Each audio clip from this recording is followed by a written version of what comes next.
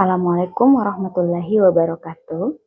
Selamat pagi dan salam sejahtera untuk kita semua. Perkenalkan, saya Sari Fatimah Mus, SAK MAK, salah satu dosen pada program studi akuntansi Fakultas Ekonomi Universitas Sulawesi Barat. Video ini saya buat sebagai salah satu bentuk pemenuhan persyaratan sertifikasi dosen periode 1 tahun 2026, yaitu pernyataan diri dosen dalam unjuk kerja Tridharma Perguruan Tinggi atau yang dikenal dengan PDD UKT-PT dalam bidang pengajaran. Pada kesempatan ini, saya akan memaparkan salah satu mata kuliah yang saya ampu, yaitu Akuntansi Keuangan Syariah. Mata kuliah ini merupakan salah satu mata kuliah wajib yang disajikan pada semester 5 dengan bobot sebesar 3 SKS dan menggunakan bahasa Indonesia sebagai bahasa pengantar dalam proses pembelajaran. Melalui mata kuliah ini, mahasiswa diharapkan mampu memahami berbagai konsep dan penerapan dalam sistem keuangan syariah. Adapun pokok bahasan yang dipelajari meliputi 1. Islam dan syariat serta sumber hukumnya, 2. Sejarah dan sistem keuangan syariah, 3. Kerangka dasar laporan keuangan syariah, 4. Pencatatan akuntansi akad-akad dalam syariah, yang kelima, zakat, wakaf, dan isu kontemporer. Nah, sedangkan untuk capaian pembelajaran mata kuliah ini adalah 1. Mahasiswa mampu memahami dasar-dasar Islam dan serta penerapannya dalam sistem keuangan syariah.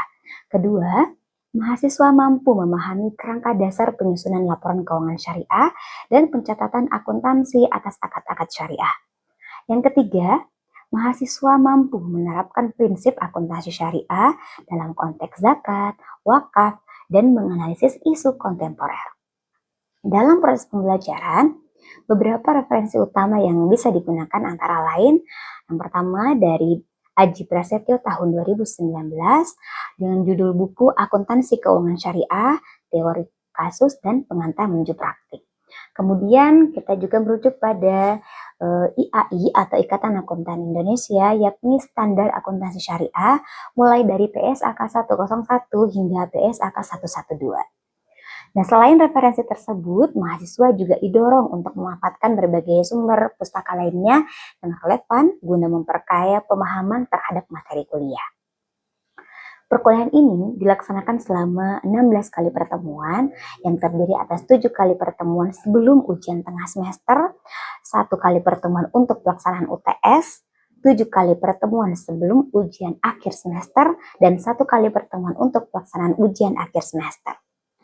Pembelajaran pada mata kuliah akuntansi keuangan syariah menerapkan pendekatan DIA atau Delivery, Interaction, and Assessment untuk mendukung proses pembelajaran yang efektif dan berorientasi pada capaian pembelajaran.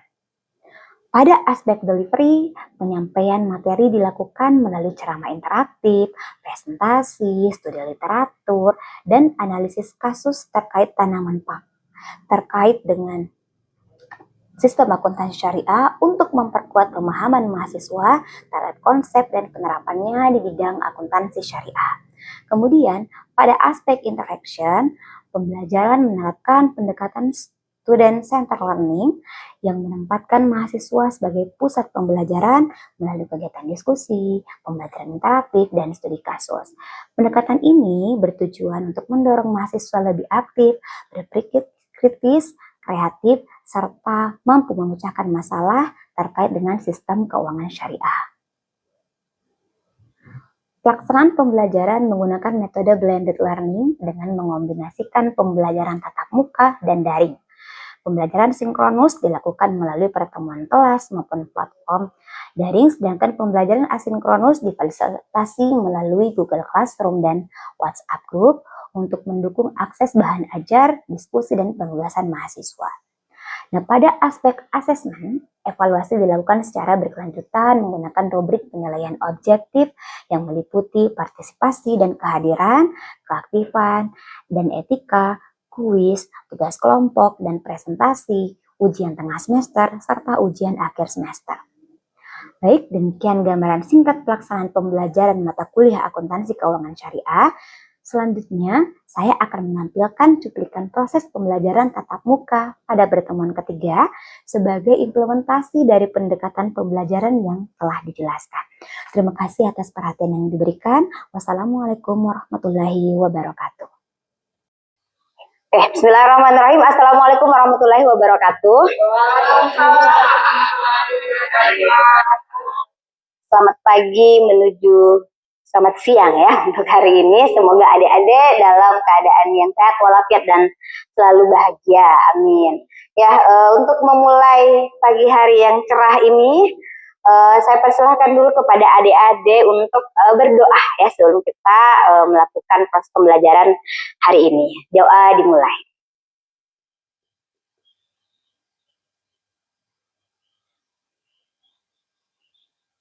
Doa selesai. Oke, baik. Untuk absensi hari ini silahkan adik-adik mengisi siakat. Saya berikan waktu 2 menit ya untuk mengisi absensi siakat. Ibu sudah buka.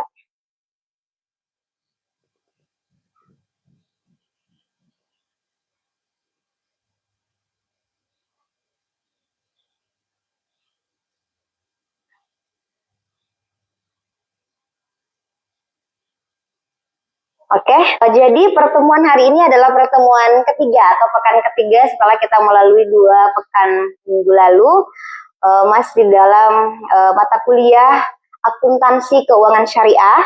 Nah, untuk hari ini kita belajar ya terkait dengan sejarah dan sistem keuangan syariah.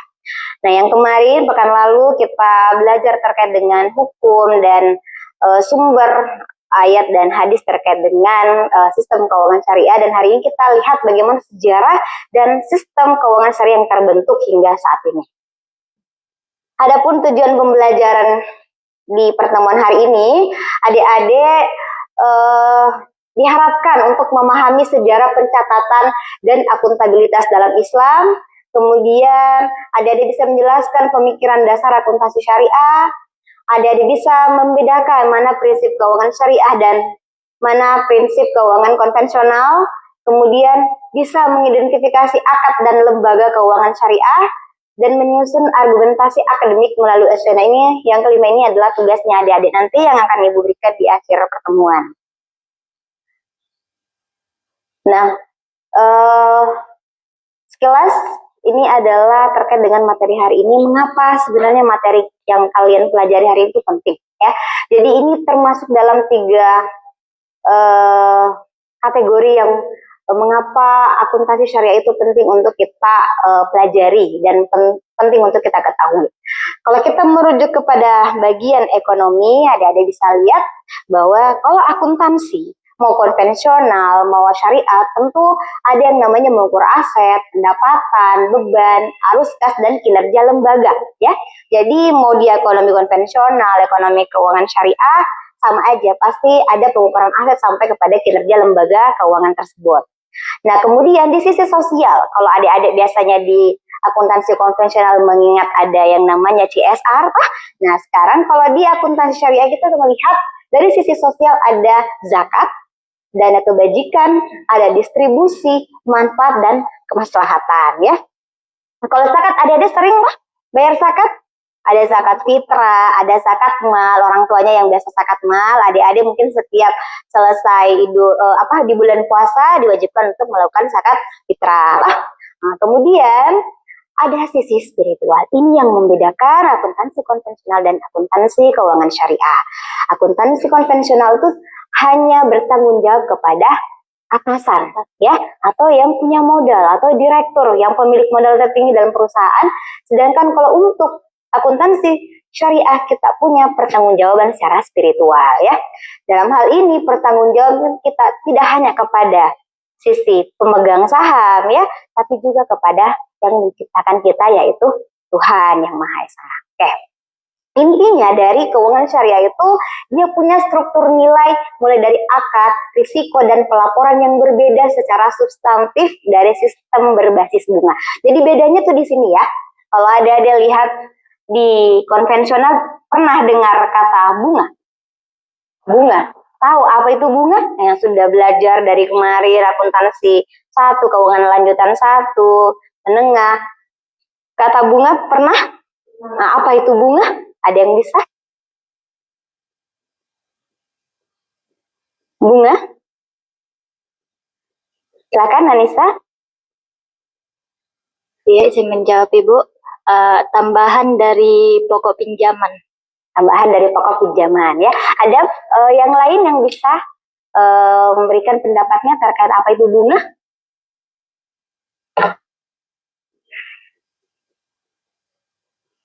Silahkan.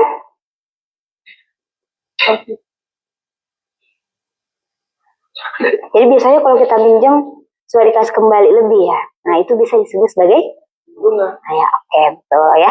Jadi secara sederhana kita bahasakan bahwa kalau kita minjem, kemudian kita kembaliinnya lebih, berarti lebihnya itu dihitung sebagai bunga. Dan itu yang tidak ada dalam akuntansi keuangan syariah. Di keuangan syariah itu kita nggak basis bunga, tapi yang namanya bagi hasil. Jadi kalau misalnya adik-adik melakukan peminjaman untuk melakukan pembentukan usaha, dari hasil usaha itu baru kita bagi. Nah, baginya itu proporsional tergantung bagaimana kesepakatan kalian dari awal ya. Oke, kita lanjut dulu. Nanti masalah pembagian bunga dan lain itu ada di pemaparan selanjutnya. Nah, ini adalah landasan historis pencatatan dari akuntansi keuangan syariah. Jadi dasarnya yang paling utama kita melakukan yang namanya pencatatan keuangan syariah itu adalah di surah Al-Baqarah ayat 282 ya. Nah itu ayat yang paling panjang dalam Al-Quran ya, satu halaman itu sendirinya. Di Al-Quran Al-Baqarah 82 di situ tekankan bahwa ketika kita melakukan yang namanya utang piutang, kita harus catat. Jadi adik-adik kalau ada temannya meminjam, ya jangan sampai dia lupa nanti, lupa bayar juga. Nah, menekankan pencatatan utang piutang, kemudian ada keadilan pencatat, saksi, dan kejelasan hak kewajiban. Jadi jika terjadi sebuah transaksi utang piutang harus ada saksinya. Kemudian harus ada pencatatannya. Itu adalah aturan yang sudah dijelaskan dalam surat Al-Quran Al-Baqarah 282. Kemudian di masa Nabi Muhammad SAW ini sudah ada praktik terkait dengan keuangan syariah, di mana sudah dijelaskan ada diarahkan pada amanah, bagaimana timbangan yang benar. Biasanya kita beli langsat, bagaimana timbangannya? Benar atau tidak? Kadang benar, kadang tidak ya. Misalnya kita ke sana, ternyata kurang ke 1 kilo ya. Nah itu yang terjadi. Nah di masa itu timbangannya harus benar. Kalau memang 1 kilo di sini, di sana harusnya sudah 1 kilo juga ya. Kemudian ada larangan riba. Kemudian ada penghindaran dari penipuan. Ini yang sering terjadi juga penipuan ya. Transaksi yang zolim. Artinya bilang ini semuanya sudah bagus, ternyata di bawahnya itu busuk misalnya. Itu adalah sebuah kezaliman. Kemudian Baitul Mal dan administrasi. Nah, Baitul Mal administrasi ini di zaman Rasulullah sudah ada, sampai sekarang pun sudah ada Baitul Mal yang didirikan oleh organisasi-organisasi Islam ya. Di mana di sini adalah pengelolaan harta publik yang membutuhkan pencatatan penerimaan, kemudian distribusi, zakat, pajak, dan belanja negara. Nah, pada zaman Rasulullah itu Baitul Mal digunakannya seperti itu ya.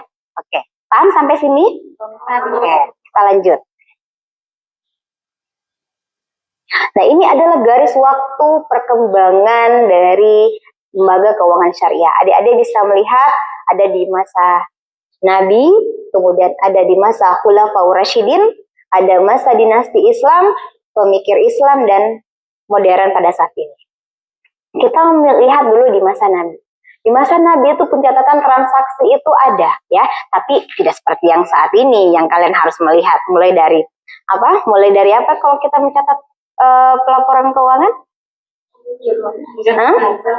Transaksi ya, saksi. Jadi mulai dari jurnal. Nah, di zaman Nabi itu enggak ya. Nah, pencatatan transaksi, kemudian zakat, perjanjian, dan aktivitas pasar ini yang menjadi catatan keuangan pada masa Nabi ya.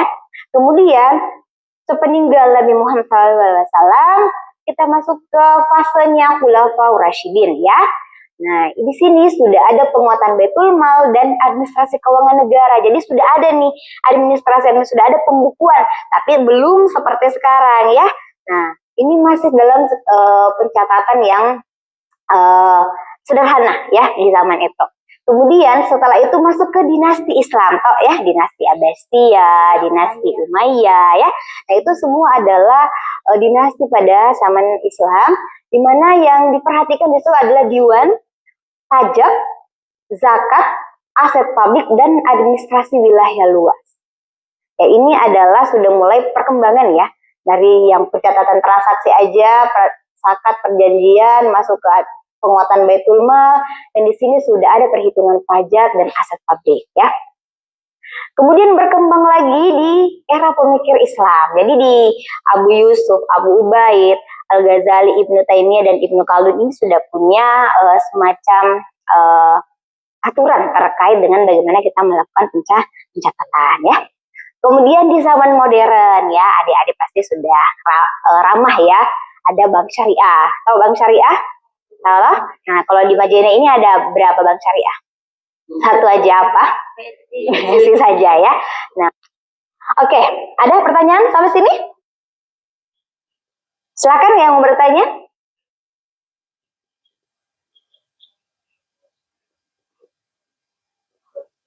Ada, oke, aman? Oke, Ibu lanjut. Nah, tadi dijelaskan terkait dengan bagaimana pemikiran ekonomi Islam ya. Nah, di sini ada 5 pemikir Islam terkait dengan keuangan syariah ya. Ada, kalau kita melihat pemikir Islam mulai dari Abu Yusuf, di sini dilihat bagaimana keadilan pajak dan tata kelola pendapatan negara ya. Kemudian ada Abu Ubaid terkait dengan pengelolaan harta publik, zakat, dan distribusi kekayaan. Di zaman kemudian pemikir Al-Ghazali ada ekonomi diarahkan pada maslahah, ada moralitas dan keseimbangan ya. Jadi di sini adalah bentuk-bentuk perkembangan terkait dengan pemikiran ekonomi Islam klasik ya. Kemudian di Ibnu Taimiyah ada harga adil, pengawasan pasar, dan larangan rekayasa dan monopoli. Dan Ibnu Khaldun itu terkait dengan pajak, produksi, tenaga kerja, kemakmuran, dan siklus negara ya.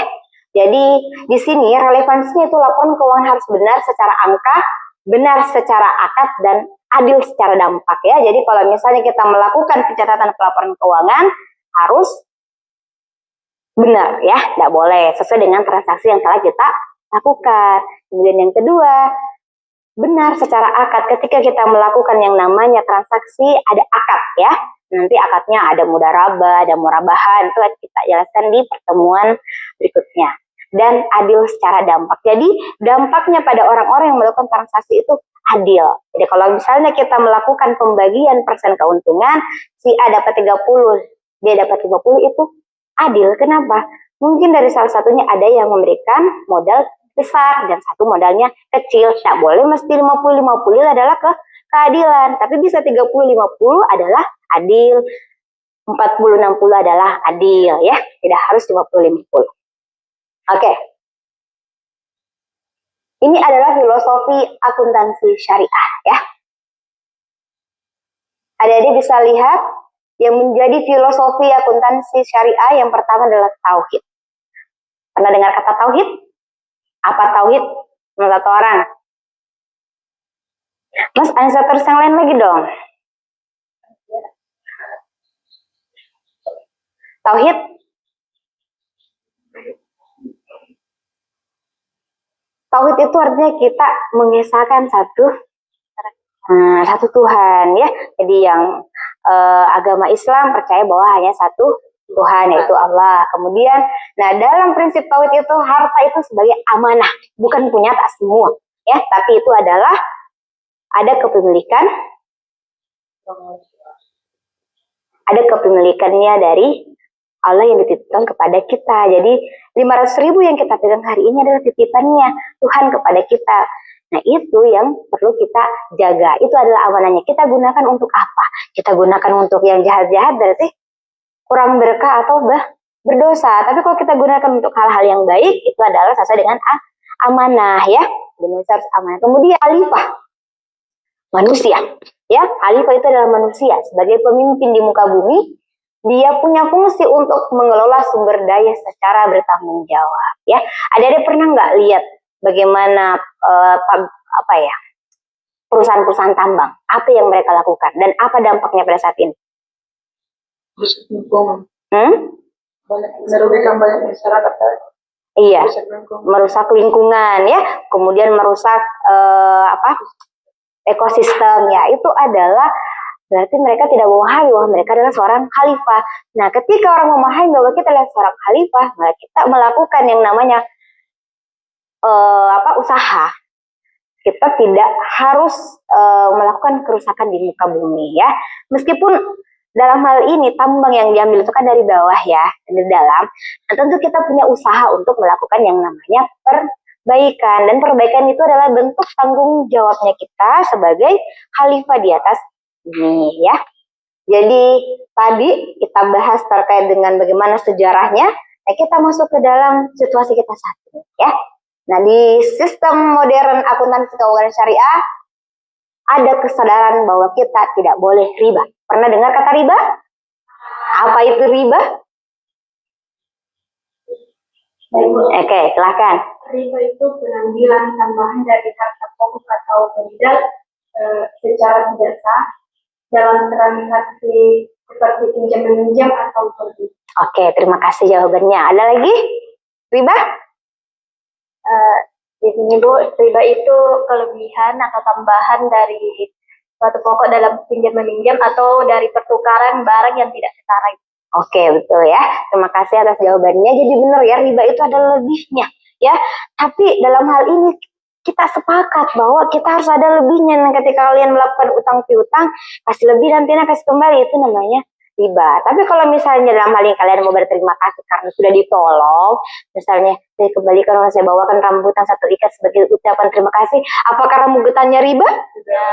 Tidak ya, rambutannya adalah bentuk terima kasihnya kita. Kita bersyukur sudah dibantu dan kita sudah berhasil, ya tidak apa-apa kita memberikan hasilnya ya, meskipun tidak seberapa. Nah, tapi kalau misalnya dalam sistem keuangan konvensional, kalian minjem mau sebutuh-butuh banget kalian, tapi tetap kalian dalilkan, bunganya 50% ya, nah itu 50% itu adalah riba. Karena kenapa? Sudah ada perjanjian di awal bahwa ketika meminjam, kamu harus kembaliin sekian lebih dari apa yang menjadi utang pokok, seperti tadi yang dijelaskan sama temennya ya.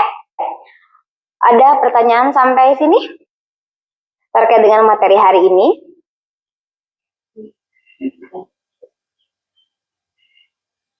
Silahkan. Mungkin ya, silahkan. Ya, terima kasih sebenarnya. Belum itu saya bertanya, ini bank syariah itu tujuan utamanya apa sih? Apa tidak ada sekali bunganya yang bunga banget, atau ada bunganya tapi disalurkan kemana atau digunakan seperti apa? Saya ingin tahu Ibu, ada bunganya apa memang betul-betul tidak ada? Oke, makasih pertanyaannya. Jadi, apakah bank syariah itu ada bunganya atau tutup-tutupi bunganya? Oke, jadi di bank syariah itu murni tidak pakai bunga, ya. Dari di situ kita sebut sebagai yang namanya bagi hasil atau margin laba, pembagian dari hasil yang telah kita dapatkan. Itu nanti kita bagi kepada nasabah dan bank. Bank dapat proporsi berapa, nasabah dapat proporsi berapa ya. Jadi itu bukan disebut sebagai bunga ya. Kalau mungkin orang awam akan menyebutnya sama aja, sama doang, tetap aja kita memberikan kelebihan. Tidak, sistemnya yang berbeda. Bagaimana alurnya, bagaimana landasannya itu yang berbeda antara akuntansi konvensional dengan akuntansi syariah atau perbankan syariah dan perbankan umumnya ya. Nah, kalau di perbankan syariah itu kita misalnya mau pinjam, silakan memilih. Mau pakai akad murabahah, mau pakai akad mudarabah, atau akad yang lainnya. Ya, kalau misalnya di bank konvensional kan cuma kur misalnya, atau pembiayaan, kemudian KPR, nah itu adalah bentuk-bentuknya. Tapi kalau di bank syariah kita diberikan akad apa yang kita mau pakai. Nah, insya Allah akad-akad semua tersebut sudah disertifikasi, sudah evaluasi bagaimana bisa menjamin sesuai dengan prinsip syariah. Jadi betul-betul di bank syariah itu tidak ada yang namanya bunga. Adanya adalah margin laba atau bagi hasil ya. Paham semuanya? Oke, paham. Oke, sebagai oleh-oleh untuk tugas di rumah, Adik-adik saya persilahkan dicatat ya tugasnya untuk minggu depan. Adik-adik bisa lihat ada tugas esai ya. Esainya itu yang menjadi pertanyaan utamanya kita, apakah sistem akuntansi dan keuangan syariah hanya modifikasi dari sistem konvensional atau memiliki landasan, tujuan, dan mekanisme yang berbeda secara mendasar ya. Nah, meskipun dari pertanyaannya saya sudah pertanyaan dari ada siapa namanya? Intan. Itu. Jadi lebih bisa dikaji lagi nanti, ada bikin esai ya, 1.500 sampai 2.000 kata. Gunakan minimal 5 referensi akademik, jurnal, buku ya. Kemudian bahasnya sejarah, prinsip, akad, lembaga, dan contoh kasus. Sertakan analisis kritis, bukan sekedar definisi. Jadi biasa kita kalau bikin menurut ini adalah ini ya. Jangan kita sertakan analisis kritis kalian terkait dengan pertanyaan utama ini.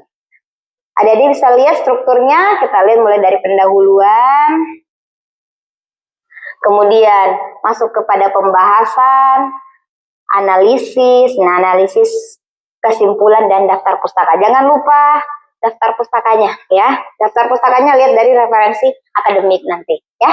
Oke, ada pertanyaan terkait dengan tugas?